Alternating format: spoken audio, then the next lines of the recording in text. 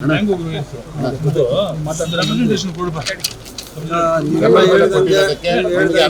ಧನ್ಯವಾದಗಳು.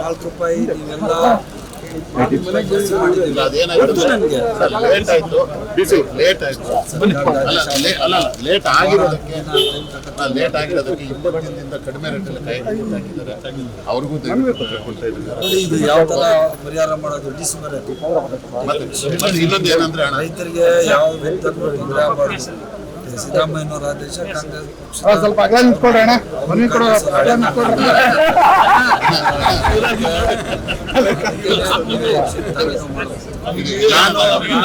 ರೈತರಿಗೆ ನಾವೆಲ್ಲ ₹4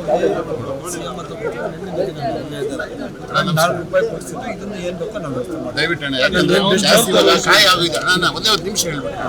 ಇದು ಏನು 101 ಕೋಟಿ ಹಣ ಇವತ್ತು ಬಿಡುಗಡೆ ಮಾಡಿದ್ದೀರಾ, ಇದು ಸಂಪೂರ್ಣವಾಗಿ ಅಲ್ಲಿ ಬಳಕೆ ಆಗಲ್ಲ ಅಣ್ಣ. ಬರೀ ಒಂದು 10-15 ಕೋಟಿ ಅಷ್ಟೇ ಬಳಕೆ ಆಗುತ್ತೆ ಇವತ್ತಿರ್ತಕ್ಕಂಥ ಕಂಡೀಷನ್ಸ್ ಅಲ್ಲಿ. ದಯವಿಟ್ಟು ಆ ಕಂಡೀಷನ್ ಸ್ವಲ್ಪ ಸಡಿಲಗೊಳಿಸಿ. ಒಂದು 5 ಹೃದಯ ರೋಗ ಮತ್ತು ಹೃದಯ ಶಸ್ತ್ರಚಿಕಿತ್ಸೆ, ವ್ಯಾಸ್ಕುಲರ್ ಶಸ್ತ್ರಚಿಕಿತ್ಸೆ, ಸಮಗ್ರ ಹೃದಯ ಆರೈಕೆ ಸೇವೆಗಳಿಗಾಗಿ ನಿಮ್ಮ ವಿಶ್ವಾಸಾರ್ಹ RL Jalappa Narayana heart centre, STUMC campus, Tamaka, Kolar. 180030090309. ರೈಸ್ ಮಾಡಿ ಒಂದು 25 ಟನ್ ರೂಪಾಯಿ, ಒಂದು 25 ಟನ್ಗೆ ಈಗ ಅದು ಇರೋದು ಹೇಗೆ ಸರ್? ಸ್ಕೀಮ್ ಇರೋದು ಸೆಂಟ್ರಲ್ ಗೌರ್ಮೆಂಟ್ ಹಾಗೆ ಸರ್. ಈಗ ನಮ್ಗೆ 2 ಹೆಕ್ಟೇರ್ ಕೊಟ್ಟಿದ್ದಾರೆ, 100 ಕ್ವಿಂಟಾಲ್ ಕೊಟ್ಟಿದ್ದಾರೆ. ರೈತರು, ಬಡ ರೈತರು ಸಹಾಯ ಆಗಬೇಕು. ಲಿಮಿಟೇಷನ್ ಹಾಕೋದು ಮಾತಾಡಿ speak to the finance.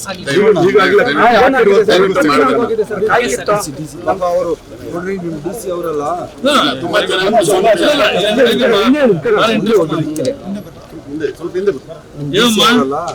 Daily 10 ಸರಿ ಫೋನ್ ಮಾಡೋದು. ಯಾರು ಇನ್ನೂ ಆರ್ಡರ್ ಬಂದಿಲ್ಲ, ಕ್ಯಾಪಿಟಲ್ ಆಗಿಲ್ಲ. ಅವ್ರ ಕಾರ್ಯಪ್ರವೃತ್ತಿ ಬಗ್ಗೆ ನಮ್ಗೆ ನಂಬಿಕೆ ಇದೆ ಸರ್. ಅವ್ರು ತುಂಬಾ ಚೆನ್ನಾಗಿ ಕೆಲಸ ಮಾಡಿದ್ರು. ಇವ್ರು ಮಾಡಿದವಾಗೆಲ್ಲ ನಾನು CM ಮಾಡಿ ಒಳ್ಳೇದಾಯ್ತು. ಕಾಂಗ್ರೆಸ್ ಸರ್ಕಾರ ಒಳ್ಳೇದ್ ಮಾಡೈತೆ.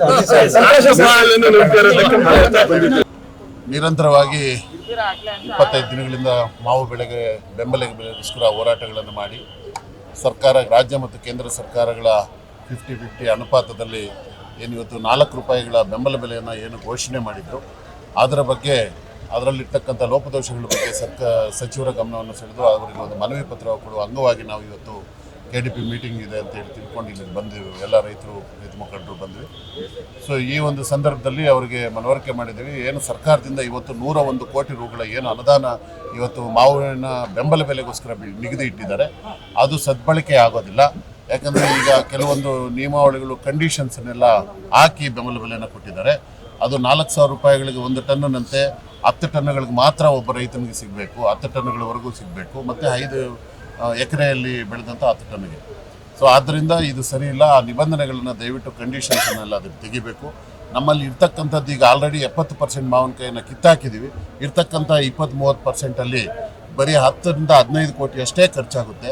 ಬರೀ ನೀವು ಮೀಸಲಿಟ್ಟಿರ್ತಕ್ಕಂಥ 101 ಕೋಟಿ ಹಣದಲ್ಲಿ 85ರಿಂದ 90 ಕೋಟಿ ಹಿಂದಕ್ಕೆ ಹೋಗುವಂಥ ಸಂದರ್ಭ ಇರೋದ್ರಿಂದ ಅದನ್ನು ಸದ್ಬಳಕೆ ಆಗೋ ಥರ ಮಾಡಬೇಕು. ದಯವಿಟ್ಟು ಆ ಕಂಡೀಷನ್ಸನ್ನೆಲ್ಲ ತೆಗಿಬೇಕು. ಈಗ ನಾವು ಏನು ನಿರಂತರ 25 ದಿನಗಳಿಂದ ಹೋರಾಟ ಮಾಡಿದಂಥ ಸಂದರ್ಭದಲ್ಲಿ 20 ದಿನಗಳಿಂದ ಕಡಿಮೆ ಬೆಲೆಗೆ ಕಾಯಿಗಳನ್ನು ಕಿತ್ತು ಈಗಾಗಲೇ ಮಾರಾಟ ಮಾಡಿರ್ತಕ್ಕಂಥ ರೈತರಿಗೂ ಸಹ ಅದು ಅನ್ವಯವಾಗುವಂತೆ 1 ಹೆಕ್ಟೇರ್ಗೆ ಒಂದು 25,000, 2 ಹೆಕ್ಟೇರ್ಗೆ ಒಂದು ₹50,000 ಅಂತೆ ಅವ್ರಿಗೂ ಸಹ ಪರಿಹಾರವನ್ನು ಘೋಷಣೆ ಮಾಡಿಸಬೇಕು. ಮತ್ತು ಅದರಲ್ಲಿ ಕೆಲವು ಕಂದಾಯ ಇಲಾಖೆಯಲ್ಲಿ ಮಾವು ಇಲ್ಲದೆ ಇರ್ತಕ್ಕಂಥದ್ದು, ಮತ್ತು ಏನು ಪಿತ್ರಾರ್ಜಿತ ಆಸ್ತಿಯಲ್ಲಿದ್ದು, ಕೌಟುಂಬಿಕ ಆಸ್ತಿಯಲ್ಲಿದ್ದು ಅದು ಪೌತಿವಾಸ ಖಾತೆಗಳಾಗದೇ ಇರ್ತಕ್ಕಂಥದ್ದು, ಮತ್ತು ಪಾಣಿಗಳಲ್ಲಿ ಮಾವು ಇಲ್ಲದೆ ಇರ್ತಕ್ಕಂಥದ್ದು, ಈ ಬಗ್ಗೆ ಅನೇಕ ವಿಷಯಗಳಲ್ಲಿ ತುಂಬ ತೊಡಕುಗಳಾಗಿ ಸರಿಯಾದ ಪ್ರಮಾಣದಲ್ಲಿ ಬಳಕೆಯಾಗುತ್ತಿಲ್ಲ ಈ ಬೆಂಬಲ ಬೆಲೆ. ಆದ್ದರಿಂದ ಇವೆಲ್ಲ ನಿಬಂಧನೆಗಳನ್ನು ತೆಗೆದು ಅವೆಲ್ಲ ಮ್ಯಾನ್ಯುಯಲಿ ಒಂದು ಅಪ್ಲಿಕೇಶನನ್ನು ಮಾಡಿ ಅದರ ಜೊತೆಗೆ ಆ ಒಂದು ಬೆಂಬಲ ಬೆಲೆ ರೈತರಿಗೆ ಸದ್ಬಳಕೆ ಆಗಬೇಕು ಅಂತೇಳಿ ಮನವರಿಕೆ ಮಾಡುವಲ್ಲಿ ಬಂದು ನಾವು ಮನವಿ ಪತ್ರವನ್ನು ಕೊಟ್ಟು ಸರ್ಕಾರದಿಂದ ಈಗ ಘೋಷಣೆ ಮಾಡಿರ್ತಕ್ಕಂಥ ಬೆಂಬಲ ಬೆಲೆಗೆ ಅವರಿಗೆ ಅಭಿನಂದನೆಗಳನ್ನು ಸಹ ಸರ್ಕಾರಕ್ಕೆ ಸಲ್ಲಿಸಿ ಮನವಿ ಪತ್ರ ಕೊಟ್ಟಿದ್ದೀವಿ. ರೈತರು ತಲುಪುತ್ತಾ ಇದೆ ಬೆಂಬಲ, ರೈತರಿಗೆ ತಲುಪ್ತಾ ಇದೆ. ಆದರೆ ಅದನ್ನು ಮನವರಿಕೆ ಮಾಡಿದ್ದೀವಿ. ಈಗ ಯಾಕಂದರೆ 101 ಕೋಟಿಯಲ್ಲಿ ಬರೀ 10-15 ಕೋಟಿ ಮಾತ್ರ ಯೂಸ್ ಆಗುತ್ತೆ, ಮಿಕ್ಕಿದ್ದು 80-85 ಕೋಟಿ ವಾಪಸ್ ಹೋಗುತ್ತೆ. ಆದ್ದರಿಂದ ದಯವಿಟ್ಟು ರೈತರಿಗೆ ತಲುಪುವಂತೆ ಮಾಡಬೇಕು. ಈಗ ಸುಮ್ಮನೆ ಮೂಗಿಗೆ ತುಪ್ಪ ಸವರಿದಂತೆ ಇವತ್ತು ಏನು ಬೆಂಬಲ ಬೆಲೆ ಕೊಟ್ಟಿದ್ರೆ ಅದು ಸುಮ್ಮನೆ ಬೋರ್ಡ್ಗಳು ಹಾಕ್ಕೊಳ್ಳೋದಕ್ಕೆ ಮಾತ್ರ ಇದ್ದೋಗಬಾರ್ದು. ದಯವಿಟ್ಟು ಅದು ಸದ್ಬಳಕೆ ಆಗೋ ಥರ ಈ ಕೆಲವು ನಿಬಂಧನೆಗಳನ್ನೆಲ್ಲ ತೆಗೆದು ಕನಿಷ್ಠ ಪಕ್ಷ 1 ಎಕರೆ 5 ಹೆಕ್ಟೇರ್ 12.5 ಎಕರೆಗೆ ಮತ್ತು 25 ಟನ್ ಮಾವಿನಕಾಯಿಗೆ ಬೆಂಬಲ ಬೆಲೆ ಸಿಗುವಂತಾಗಬೇಕು ಅಂತೇಳಿ ಅವರಿಗೆ ಒತ್ತಾಯವನ್ನು ಮಾಡಿದ್ದೀವಿ. ಈ ಬಗ್ಗೆ ಸಂಬಂಧಪಟ್ಟ ಸಚಿವರಿಗೆ ಮತ್ತು ಅಧಿಕಾರಿಗಳ ಗಮನ ತಂದಿದ್ದೀರಾ? ಇದ್ರ ಬಗ್ಗೆ ನಾವು ಮಾತಾಡೋದಾದ್ರೆ ಜಿಲ್ಲಾಧಿಕಾರಿಗಳ ಗಮನಕ್ಕೆ ನಾವು ಮೊದಲಿಂದನೂ ತಂದಿದ್ವಿ. ಬೆಂಬಲ ಬೆಲೆ ಘೋಷಣೆ ಆದ ದಿನನೇ ಜಿಲ್ಲಾಧಿಕಾರಿಗಳಿಗೆ ನಾವು ಹೇಳಿದ್ದೀವಿ, ಇದರಲ್ಲಿ ಕಂಡೀಷನ್ಸ್ ಇರೋದ್ರಿಂದ ಇದು ಬಳಕೆ ಆಗಲ್ಲ, ದಯವಿಟ್ಟು ಇದನ್ನು ಕೂಡಲೇ ಸರ್ಕಾರಕ್ಕೆ ಪತ್ರ ಬರೀಬೇಕು ಅಂತೇಳಿ ಸಹ ನಾನು ಆವತ್ತೇ ಜಿಲ್ಲಾಧಿಕಾರಿಗಳ ಬಳಿ ನಾವೆಲ್ಲರೂ ಸೇರಿ ಒತ್ತಾಯ ಮಾಡಿದ್ವಿ. ಅದನ್ನು ಸಹ ಜಿಲ್ಲಾಧಿಕಾರಿಗಳು ಸರ್ಕಾರಕ್ಕೆ ವರದಿ ಕಳಿಸಿದ್ದಾರೆ. ಮತ್ತು ಅದರ ಜೊತೆಗೆ ಇವತ್ತು ಮಾನ್ಯ ಉಸ್ತುವಾರಿ ಸಚಿವರ ಮುಖಾಂತರ ಕೂಡ ನಾವು ಈ ಒಂದು ಮನವಿಯನ್ನು ಕೊಟ್ಟು ನಾಳೆ ರೈತರಿಗೆಲ್ಲರಿಗೂ ಅನುಕೂಲವಾಗುವಂತೆ ಕೂಡಲೇ ಆದೇಶವನ್ನು ಮರುಪರಿಶೀಲನೆ ಮಾಡಿ ಹೊರಡಿಸಬೇಕು ಅಂತೇಳಿ ಅವರಲ್ಲಿ ಮನವಿಯನ್ನು ಮಾಡಿಕೊಡ್ತೀವಿ.